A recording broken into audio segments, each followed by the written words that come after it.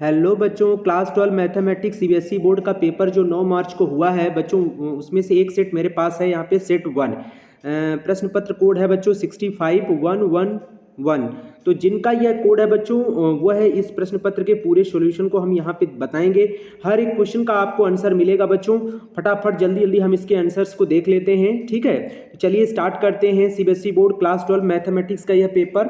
सबसे पहला क्वेश्चन हम देख सकते हैं बच्चों, यहाँ पर क्या है, ये देखिए सेक्शन ए का पहला क्वेश्चन आप कुछ इस तरह से देख रहे हैं बच्चों, ठीक है। आपके पास एक फंक्शन दिया गया है और बोला गया है कि set of all negative real numbers defined by F X is equal to 4x+3 है। तो आपको बताना है इसमें कौन सा ऑप्शन करेक्ट होगा। बहुत जल्दी जल्दी बच्चों हम लोग देखेंगे। तो इसका ऑप्शन ए जो होगा बच्चों वो करेक्ट होगा। तो जिन बच्चों ने ए ऑप्शन टिक किया है वो बिल्कुल सही है। ये 1 1 तो है बट नॉट 1 2 है बच्चों, ठीक है ना। अगला क्वेश्चन लेते हैं बच्चों, second question. If a matrix has 36 element the number of possible orders it can have is. ये तो बच्चों बहुत ही सरल सवाल है। आपको करना क्या है, 36 के बच्चों ऐसे फैक्टर कर लीजिए जो पेयर में बने। जैसे हमारा एक हो गया 1,36 हो गया, ठीक है, 1,36 हो गया, ठीक है। इसी तरह से 36,1 हो गया, ये भी तो ऑर्डर हो सकता है। इस तरह से बच्चों हम और भी देख सकते हैं यहाँ पे कि 2,36 हो गया, ठीक है, और फिर हो गया 36,2 हो गया। इस तरह से हमें जितने भी बच्चों हमारे पास आएंगे वो सभी हमें लेना होगा। जैसे 2,18 हो गया, 18,2 हो गया। इस तरह से हम देखेंगे तो मेरे पास बच्चों यहाँ पे जो आएंगे कुल टोटल, वो हम आपको बताने जा रहे हैं, उसको जरा समझिएगा। वो होंगे हमारे पास, इसका आंसर होगा बच्चों, इसका आंसर होगा 9। डी का ऑप्शन करेक्ट, मतलब 2 का डी ऑप्शन जो होगा बच्चों वो करेक्ट होगा। यानी 9 इसमें नंबर ऑफ पॉसिबल ऑर्डर्स बनेंगे बच्चों, ठीक है। तो 2 का डी ऑप्शन करेक्ट है। अगला क्वेश्चन लेते हैं बच्चों, third. Which of the following statement is true for the function. Function हमारे पास दिया है बच्चों और बोला गया है कि इसमें कौन सा फंक्शन के लिए स्टेटमेंट ट्रू होगी, ठीक है ना। Statement A B C D हमारे पास दिए गए हैं और आपको बताना है कि कौन सा ट्रू होगा। तो बच्चों हमारे हिसाब से यहाँ पे जो आपका ऑप्शन टिक ट्रू होने जा रहा है वो है थर्ड का डी। थर्ड का डी, जी हाँ बच्चों, थर्ड का D, discontinuous at infinitely many points बच्चों।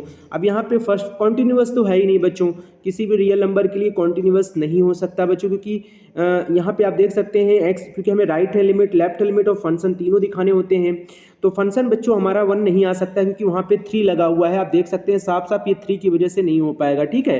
तो हमारा यहाँ पे आपका ऑप्शन कौन सा होगा, थर्ड का डी। थर्ड का डी इज करेक्ट है बच्चों। अगला क्वेश्चन लेते हैं, let F X be a continuous function on a close interval A comma B and differentiable on open interval, then this function is strictly increasing in A comma B.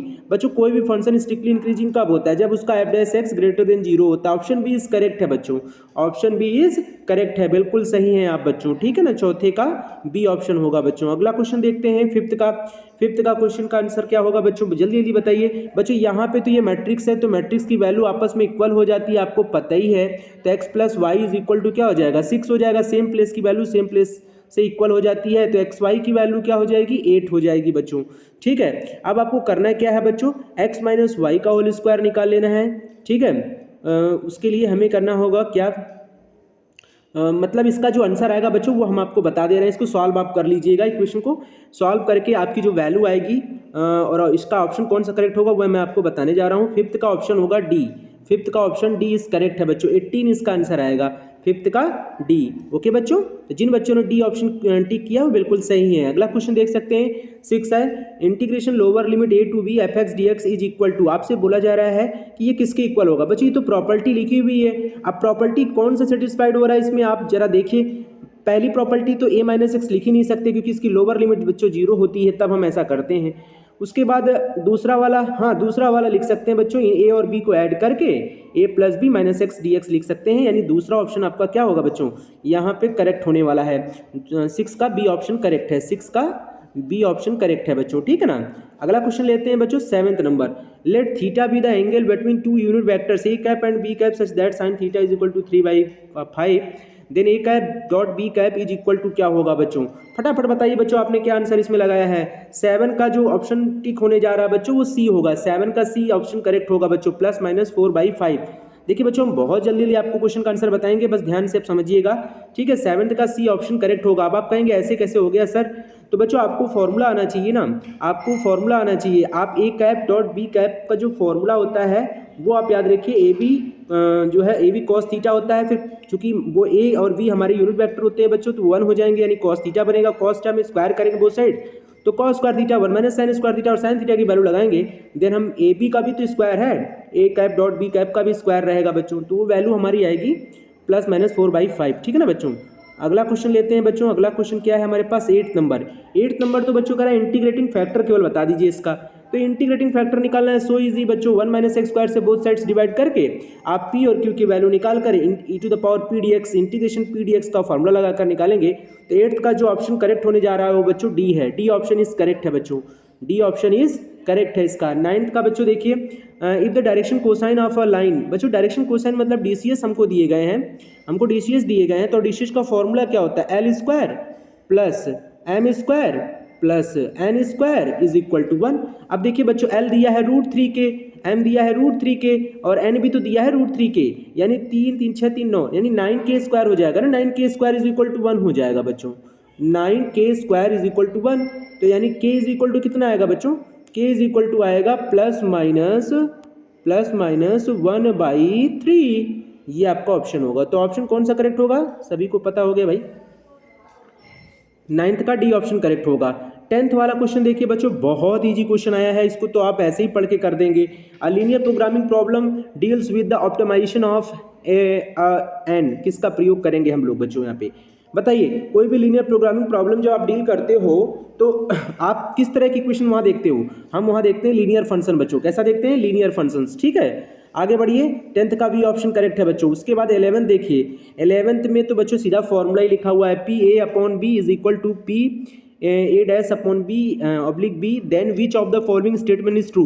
बच्चों ये probability है, probability है कि B के घटने के बाद ए के घटने की कितनी संभावना है, ये चीज़ है इसकी प्रोबेबिलिटी। ठीक है ना, यानी पी प्रोबेबिलिटी हो गया, और बी इवेंट के बाद ए इवेंट होने की संभावना, और पी बी इवेंट होने के बाद ए डैश न होने की प्रोबेबिलिटी। यानी कहने का मतलब यहाँ पे जो बच्चों इसका आंसर आएगा वह मैं आपको बताने जा रहा हूँ, और वह आंसर है आपका 11 का। कौन सा ऑप्शन होगा करेक्ट, 11 का सी ऑप्शन करेक्ट है बच्चों। 11 का सी ऑप्शन करेक्ट है, बिल्कुल करेक्ट है 11 का सी बच्चों, ध्यान रखिएगा। 12 का कौन सा सही होगा बच्चों, 12 तो डिटरमिनेंट का सवाल है, केवल क्रॉस मल्टीप्लाई कर लीजिए बच्चों, इस तरह से क्रॉस मल्टीप्लाई करके बीच में माइनस लगा लीजिए। एक तरफ फॉर्मूला बनेगा x³ शायद +1 का, और दूसरी तरफ बनेगा x³ -1 यानी कि +1 का। तो यानी हम देख सकते हैं बच्चों, x³ से x³ कट गया, ये तो 2 हो गया इसका आंसर बच्चों। इसका ऑप्शन कितना होगा, 12 का बी, 12 का बी इज करेक्ट, 2 होगा बच्चों 12 का बी। अगला क्वेश्चन लेते हैं। ठीक है, the derivative of sin x² with respect to x at x equal to √π। तो बताना है बच्चों इसका क्या आंसर होगा बच्चों, आप बताइए। साइन x² का डिफिनेशन आपको आता है ना, क्या होता है, साइन x करेंगे तो cos x² हो जाएगा, फिर x² करेंगे तो 2x हो जाएगा। अब यहाँ पे x की जगह हम 2π लगा देंगे, मतलब √π लगाएंगे, तो ये हो जाएगा 2√π, और cos x² में पाई लगेगा तो cos π, यानी -1 -2 √π। तो आपका आंसर आएगा -2 √π। तो कौन सा ऑप्शन करेक्ट होगा, सी, 13 का सी इज करेक्ट ऑप्शन, 13 का सी राइट है बच्चों। अगला क्वेश्चन देखते हैं 14, the order and degree of the differential equation बताना है बच्चों। तो बहुत सरल क्वेश्चन है, जो सबसे ज़्यादा बार डिफरेंशिएट होता है वह उसका ऑर्डर होता है। तो यहाँ पे 2 बार डिफरेंशिएट है तो ऑर्डर 2 हो गया, लेकिन इसकी डिग्री कितनी है, 1 है। तो बच्चों ये सी ऑप्शन करेक्ट हो गया, 14 का सी, 14 का सी ऑप्शन हमारा करेक्ट है। अगला क्वेश्चन लेते हैं, the vector with terminal point and initial point. बच्चों अगर ये टर्मिनल पॉइंट है, वो इनिशियल पॉइंट है, तो आपको पोजीशन वेक्टर निकाल लेना है। तो 3 में से 2 जाएगा, कितना बचेगा, 1, -4 में 3 जाएगा तो माइनस का 1 यहाँ पे ही बचेगा, 7 में 5 जाएगा तो 2 बचेगा। तो यानी ये आई हो जाएगा, ये हमारा जे हो जाएगा, और ये हमारा जो है के हो जाएगा बच्चों। आप दिख रहा है आपको साफ साफ आंसर, i - j + 2 के 15 का ए हो गया बच्चों, 15 का ए हो गया हमारा आंसर, 15 का ए। ओके बच्चों, वेरी गुड। अगला क्वेश्चन देखिए, the distance of a point P A B C from Y axis is. आपको बताना है कि इसमें कौन सा ऑप्शन करेक्ट होगा। ये हमारा इस पॉइंट से वाई एक्सेस से जो डिस्टेंस हम निकालेंगे वो क्या होगा, 16 का सी बच्चों। क्योंकि देखिए वाई एक्सेस पे जो पॉइंट है उसको समझना होगा, ठीक है, और उसकी डिस्टेंस हमेशा कहाँ से लेनी है, इस पी पॉइंट से। तो √a² + c² हो जाएगा, क्योंकि बी वाला पॉइंट्स तो वाई एक्सेस से हो जाएगा ना, तो ए और सी बचेगा, √a² + c² हो जाएगा, ठीक है। तो 16 का सी ऑप्शन करेक्ट है बच्चों। 17 देखिए बच्चों, कह रहा the number of corner points of the feasible region determined by the constants दिए गए हैं। बताइए कितने कॉर्नर पॉइंट्स होंगे बच्चों इसमें। तो बड़ा ही आसान क्वेश्चन है बच्चों। ये देखिए इसका ग्राफ बना लीजिए, x + y = 4 करेंगे तो आपका ग्राफ ये आएगा। इसके देखिए एक ये कॉर्नर पॉइंट, एक ये, तो 3 ही तो बने बच्चों, 3 कॉर्नर पॉइंट्स हो गए। कितने हो गए? 3 हो गए। तो ऑप्शन कौन सा करेक्ट होगा? 17 का डी। देख कितना आसान क्वेश्चन आया हुआ है, बड़े इजी तरीके से आप कर सकते हैं। अगला क्वेश्चन देखिए 18, A and B are 2 non zero square matrix of same order such that A + B का whole square equal to A square + B square. ये तो तभी होगा ना बच्चों जब A भी 0 होगा हमारा, ठीक है ना। तो 18 का ए ऑप्शन करेक्ट है बच्चों, 18 का ए ऑप्शन करेक्ट है। अब आते हैं 19 क्वेश्चन पे। हमारे कह रहा है कि ये एजर्सन दिया गया है फॉर द मैट्रिक्स दिया है बच्चों, where theta belongs to 0 to 2 pi और mod of A belongs to 2,4। Reason कह रहा है cos थीटा -1 और 1 for all theta belongs to 0 to 2 pi होगा। बच्चों इसमें क्या है कि आप जरा ध्यान दीजिए, ये जो एजर्सन है ये तो बिल्कुल सही है कि मॉड ऑफ ए की वैल्यू 2 और 4 के बीच में तो तभी आएगी ना जब थीटा की वैल्यू 0 और 2 पाई के बीच में होगी। तो अब आप इसको सॉल्व करेंगे तो मॉड ऑफ ए आपको शायद हमारे ख्याल से 1 + cos स्क्वायर थीटा आएगा। सॉरी फिर से लिखते हैं, मॉड ऑफ ए जो आएगा ना बच्चों वो आएगा 1 + cos स्क्वायर थीटा। अब 1 + cos स्क्वायर थीटा में हमें पता है कि मॉड ऑफ ए की वैल्यू 2 और 4 तो तभी आएगी ना थीटा 0 से 2 पाई के बीच में होगा। तो एजर्सन सही है बच्चों, एजर्सन में कोई दिक्कत नहीं है। और उसके बाद रीज़न देख सकते हैं, रीज़न भी बिल्कुल सही है बच्चों। cos थीटा की वैल्यू तो वैसे भी -1 और 1 के बीच में होती है और थीटा 0 2 पाई के बीच में लाई करती है। तो इसका दोनों ही स्टेटमेंट हमारे ख्याल से सही है। 19 का ए सही है बच्चों। Both assertion and reason are correct, true and reason are is the correct explanation of the assertion A, ठीक है ना। अगला क्वेश्चन देखते हैं, बहुत बढ़िया क्वेश्चन है बच्चों। उसके बाद ये देखिए बच्चों ये वाला 20 का तो बच्चों ये space can not be drop perpendicular to, ये तो गलत है ना। एजर्सन गलत हो गया, रीजन बिल्कुल सही है। रीजन यस बिल्कुल रीजन सही है बच्चों, रीजन सही है। तो आपका यहाँ पे क्या होने वाला है ऑप्शन बताइए। अगर आपका रीजन सही है एजर्सन गलत है तो इसका मतलब है डी ऑप्शन करेक्ट हो गया ना आपका, है ना। डी ऑप्शन करेक्ट है। ओके अगला क्वेश्चन लेते हैं बच्चों। सेक्शन बी में आइए। सेक्शन बी में अगर हम बात करें, चेक करना है कि फंक्शन एक डिफरेंशिएबल है या नहीं है। तो बच्चों अब एक बात बताइए, कोई भी फंक्शन डिफरेंशिएबल कब हो सकता है? जब उसका right hand derivative left hand derivative equal आता है। अब यहाँ कह रहा है आपको बताना है कि ये डेरिवेटिव है या नहीं है, तो आप इसको चेक कर लीजिएगा, अभी खुद ही पता चल जाएगा। अब आप मॉड एक्स की वजह से डाउट में मत रहिए, मॉड एक्स को जैसे है वैसे रहने दीजिए, आप केवल चेक कर लीजिए राइट हैंड डेरिवेटिव और लेफ्ट हैंड डेरिवेटिव पे फंक्शन दोनों यही रहने वाला है, फंक्शन चेंज नहीं होगा बच्चों, ध्यान रखिएगा। आपको सिर्फ लिमिट लगानी है, ठीक है। ये चेक कर लीजिएगा। और 21 का आपका देख रहे हैं वी वाला ऑप्शन, ये केवल डिफरेंशिएट है बच्चों, इसमें डिफरेंशिएट करना और आंसर तो आपके सामने ही है, तो इसमें कोई दिक्कत ही नहीं है। तो डिफरेंशिएट आपका रूट का डिफरेंशिएट क्या होता है 1/2 रूट 10 रूट एक्स हो जाएगा, फिर 10 रूट एक्स से करेंगे तो सेक स्क्वायर रूट एक्स हो जाएगा, रूट एक्स से करेंगे तो 1/2 रूट एक्स हो जाएगा। मतलब सिंपल तरीका है यार, और फिर क्रॉस मल्टीप्लाई कर लीजिए आपका आंसर आ जाएगा, सिंपल तरीका है, ठीक है। और नदर मैक्सिमम और मिनिमा के लिए आप क्वेश्चन को सॉल्व भी कर सकते हैं। इसको एक बार डिफरेंशिएट करिएगा f(x) को, फिर उसको 0 से इक्वेट करके उसकी वैल्यू को निकाल लीजिएगा, फिर उसका डबल डिफरेंशिएट करके वैल्यू को उसमें रखिएगा। अगर वैल्यू रखने से 0 आ जा रहा है तो उसको कंटिन्यूसली दोबारा डिफरेंशिएट कर दीजिएगा, ठीक है ना। इस तरह से इसको करना होता है। 23 का आंसर मैं बता दे रहा हूँ बच्चों, 23 का आंसर मैं आपको बता दे रहा हूँ क्योंकि इंटीग्रेशन है तो आंसर चाहिए बच्चों को। 23 का जो आंसर आएगा थोड़ा लॉन्ग प्रोसीजर में है, पर थोड़ा आप सॉल्व कर लीजिएगा। 1/2 होगा बच्चों, फिर क्या है 1 + 2x हो जाएगा, 1 + 2x, ठीक है। 1 + 2x है और नीचे 5 है, ऊपर पावर में बच्चों 5/2 हो जाएगा। क्या हो जाएगा 5/2। अभी पूरा आंसर नहीं है बच्चों, फिर उसके बाद माइनस लगा दीजिएगा। क्या लगा देंगे माइनस, ये सब देखिए ऐसे आंसर आप समझिए, ऐसे आंसर समझिए आप। 1/2 ब्रैकेट के बाहर रखिए, 1 + x, सॉरी 2x है बच्चों, यहाँ पे ध्यान दीजिए, 1 + 2x है, फिर से हम लिख लेते हैं 1/2 1 + 2x to the power of 5/2 है बच्चों, ये अपॉन 5, फिर माइनस करके 1 - 2x सॉरी + 2x की पावर 3/2 है बच्चों, ठीक है ना। क्या है 3/2 है और नीचे आपका 3 है, तो ये पूरा आंसर है। प्लस आप सी कर दीजिएगा, ठीक है, प्लस का सी। तो ये आपका पूरा आंसर है। जिसका ये आंसर आ रहा है वो बिल्कुल सही है बच्चों, ठीक है ना, उनका आंसर बिल्कुल सही है, कोई दिक्कत नहीं है। इस तरह से आंसर आएगा। बहुत सारे बच्चों ने कॉमन किया है तो कोई दिक्कत नहीं, कॉमन भी आपका आंसर सही होगा, ठीक है। अगर वीडियो अच्छा लग रहा हो तो बच्चों चैनल को सब्सक्राइब कर लीजिएगा और वीडियो को लाइक जरूर करिएगा। आगे हम देखते हैं और भी क्वेश्चन का आंसर आपको बताते हैं। 23 का बी बच्चों, 23 का बी बहुत ही आसान क्वेश्चन है यार, बहुत ही आसान क्वेश्चन है, हलवा क्वेश्चन आया हुआ है। 23 का बी, तो 23 बी का आंसर जो होगा बच्चों केवल 2 होगा, केवल इसका आंसर 2 है। आप देख लीजिए। तो जिन बच्चों ने sine root X upon root X, ऊपर वाले से भी अच्छा नीचे वाला था बच्चों, चुटकी बजाते ही आंसर आता। वैसे ऊपर वाला भी इजी था यार, कोई भी कठिन नहीं था इसमें, ठीक है ना। अगला क्वेश्चन लेते हैं। अगला क्वेश्चन, और यहाँ देख सकते हैं बच्चों ये नॉन जीरो वेक्टर्स हैं। अब आपको तो यहाँ प्रूव भी करना है तो आप कर ही सकते हैं। 25 में आप इसको पैरेललोग्राम का एरिया निकालना है, तो फार्मूला आपको पता ही है। पैरेललोग्राम का फार्मूला क्या होता है बच्चों, एक mod of a cross b, mod of a cross b, यानी a b cross b d कर दीजिए आप। A b cross b d करके क्रॉस वेक्टर कैसे निकालते हैं आप, डिटरमिनेंट बना के, उससे आप निकाल के वैल्यू को कर दीजिए, होंगे आपका आंसर आ जाएगा, ठीक है। अब हम यहाँ पे अगले क्वेश्चन की बात करते हैं, कोई और क्वेश्चन जिसका आंसर आपको बताया जा सकता है बड़े आसानी से, है ना। चलिए ये तो प्रूव ही है। उसका 32 का देखिए बच्चों, 32 का क्वेश्चन का आंसर हम आपको बताएंगे।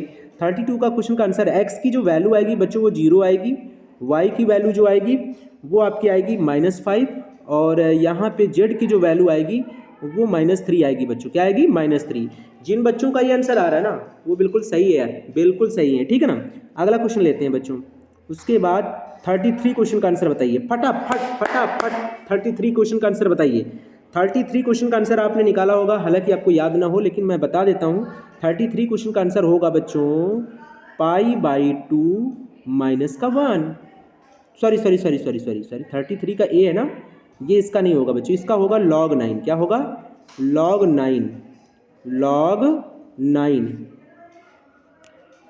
log 9/40। ये है 33A का क्वेश्चन का आंसर, log 9/40। तो जिन बच्चों का ये आंसर आ रहा है ना वो बिल्कुल सही है, ठीक है। आगे बढ़ते हैं और आप देख सकते हैं, और जो 33 का बी है बच्चों उसका आंसर आप बता दे रहे हैं π/2 -1। ये इसका आंसर होगा बच्चों 33 का बी का, ठीक है। इसी तरह मैं एक 35 वाले क्वेश्चन का आंसर आपको बता देता हूं बच्चों। 35 के क्वेश्चन का आंसर होगा कि कह रहा है कि image of the point with respect to the line and P dash is the image है बच्चों, find the coordinates of the point P. ये जो ये पी डैश का इमेज है बच्चों ना, PXYZ, इसी का कोऑर्डिनेट्स निकालना है मुझे। तो इसका कोऑर्डिनेट्स जो होगा, इसका जो आंसर आएगा बच्चों, उसमें जो x आएगा वो हम आपको बता देते हैं। x की वैल्यू जो आ रही है x की जो वैल्यू आ रही है उस पर फोकस कर लीजिए बच्चों, ठीक है। वो आएगा 1, y आएगा 6 और z आएगा 3, यानी ये होगा आंसर आपका। पूरा कहा जाए तो आपका जो आंसर है वो 1,6,3 है बच्चों, ठीक है। ये इमेज XYZ की वैल्यू ये आएगी, ओके। तो ये रहा बच्चों, और बाकी जो क्वेश्चंस हैं आप देख सकते हैं उसको आपने लगाया ही होगा, ठीक है। आज के लिए फिलहाल इतना ही। आगे हम और भी ऐसे अगर सेट जो भी क्वेश्चन अगर करना हो आपको तो आप हमें कह दीजिए, हम आपका ये कर देंगे, ठीक है। ओके बच्चों, थैंक यू, बाय बाय।